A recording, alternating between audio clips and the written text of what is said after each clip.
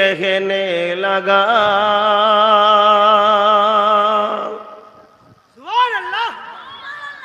पहुंच के सिदरा पे रूहुल अमीन एक कहने लगा,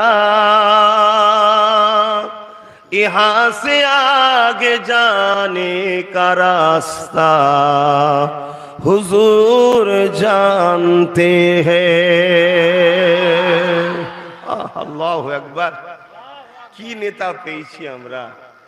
যখন মেরাজের রজনীতে আমার নবী যাচ্ছিলেন, সিদরাতুল মুনতাহি যাওয়ার পরে জিবরাইল দাঁড়িয়ে গেছে, যে বলছে হুজুর এখান থেকে যাওয়ার রাস্তা আপনি জানেন আমি জানি না, এটাই বলা হচ্ছে।